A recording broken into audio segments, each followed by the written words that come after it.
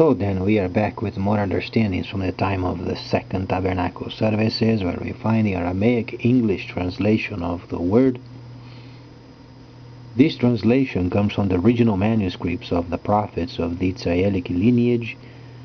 So then we can understand the time of the end. As per Yeshayahu the prophet, we find layers of understanding of the spring feast, the autumn feast, and also the returning of the cities of the Messiah laid waste for many centuries.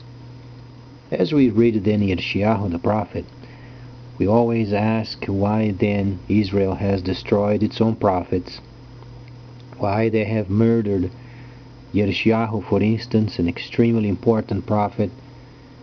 And this very day, for instance, during this time of the restoration period, we are then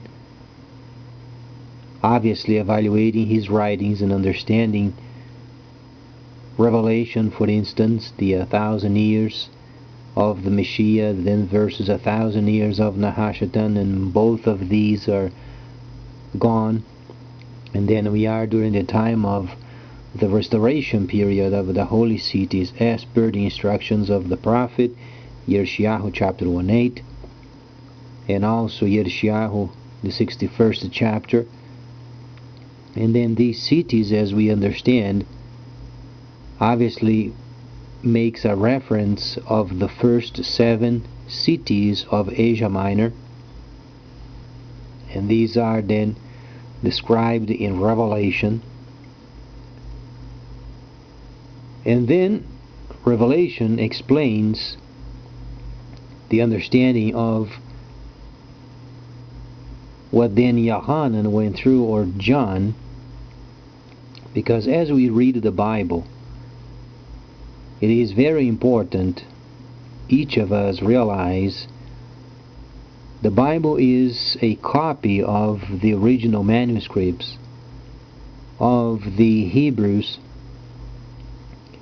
and for a person of having then at least the basic understandings of the original manuscripts, he must be acquainted with the holy feasts. For instance, Pesach is coming, and then was then the time of the year where then the people left Egypt, and then they were parked at near the mountain, Mount Sinai, and then Moses went up on the mountain, and he was then receiving the holy instructions. And there are a few understandings as far as Moses when he went up to the mountain, because instances, for instance in Exodus, when the people were gathering, and there were times where then the Holy Creator was inviting then the people for a holy convocation known as the Moed or Moadim convocations or holy feasts,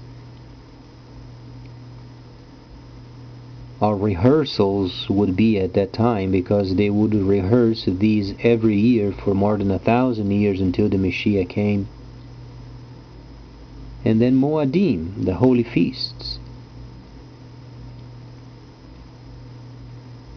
We find then these extremely important holy feast of Pesach explaining of then the Messiah himself, then roasting of the lamb and eating with herbs, and very fastly, because it was then a very important holy feast.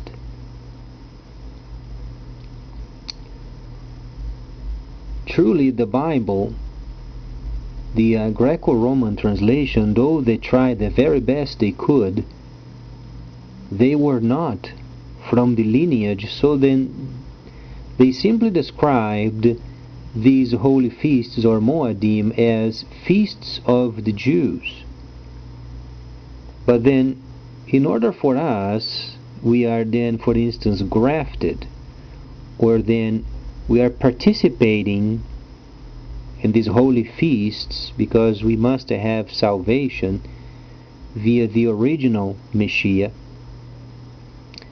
Yet as we study the feasts, we must then at least become more acquainted on how these feasts they work, because the Messiah, he was part of it.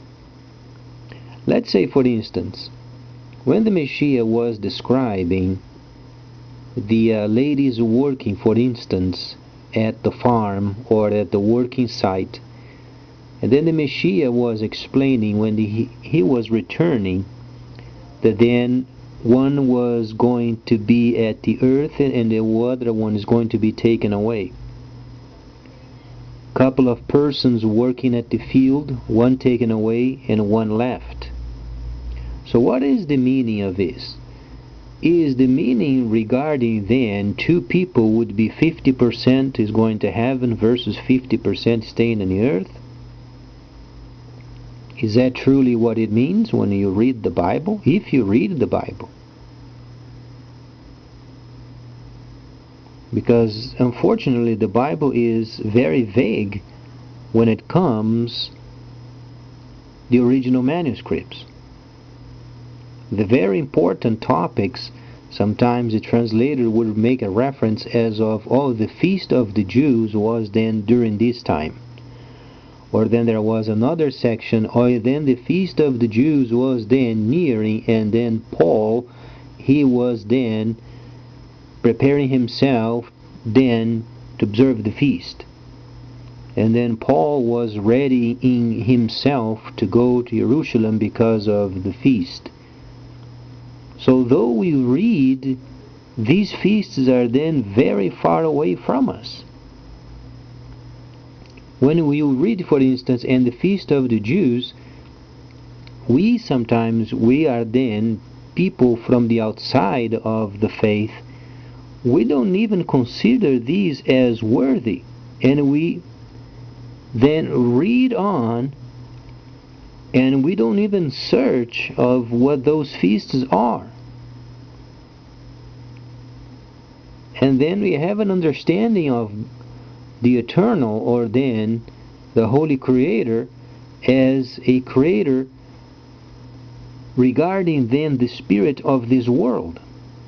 But let me say this, the spirit of the world most often does not teach the feasts of the Jews, because the spirit of the world is not teaching the instructions how it should be.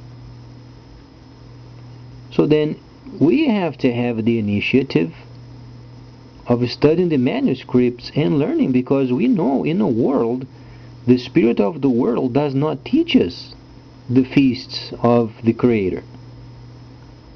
On the contrary, every time there is a feast, then it has the perception of our eyes want to move on and then read, but not focused on what those feasts are.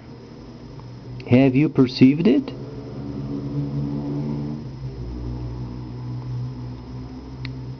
So then the regular Bible is replete with problems. So let's go back then. The situation of the couple of ladies or couple of workers working on the field, one of them is taken away, the other one is left. What does it mean? Are they both of them believers? No. This was trying to say, if we try to go with the spirit of the world, we never learn. If you go to church on the first day or on the seventh day, then you read the Bible and you understand the Messiah speaking, and then a couple of these workers were then in the field, one taken away and the other left when the Messiah returns. And some people say, oh dear, now we are the people who are left, or the people who are taken away. Back then, during the time of Israel, it was very popular for those who were foreigners of joining up the nation of Israel, and they would become servants. So then when the ladies, they were doing the work on the field, most often the foreigners working with them, they would stay on the field during the time of the feast, while then the others who were from the nation, they were participating in the feasts. So the Messiah was simply saying those who are then hired servants and they do not want to participate, obviously they are going to stay back. So then is that something to do with the being a believer left behind? So the situation is a complete lack of knowledge, because the spirit of the world does not teach the people what then the Savior is explaining. So then people, they are self-endowing themselves with some sort of understanding with the spirit of this world, and when they talk, they make no sense.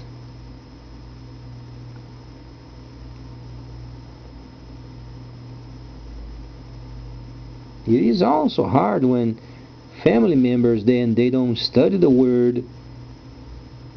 They're always wishy-washy. They don't take the time to read the Word.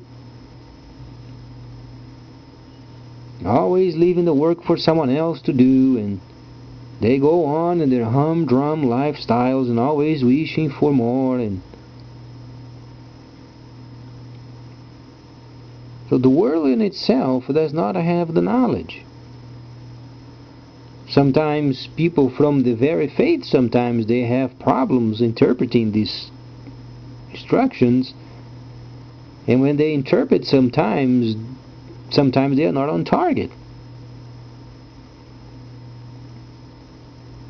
So everybody should be responsible and try to search and to study, because the only portion of this life in this planet, the only sure situation, the only anchor that there is in this world of salvation is the studying of the holy instructions. The rest of it is, every situation is temporal. You can't trust. You can't trust in your job. You can't trust with your mate. They don't have the knowledge that you should have. Pleasures of life, they come and go. And the Messiah himself said, if you place, for instance, father, mother, or wife, or husband before him, then you are not worthy of him. So each of us should study the Word. Now, truly, the Bible is lacking. It doesn't have the information.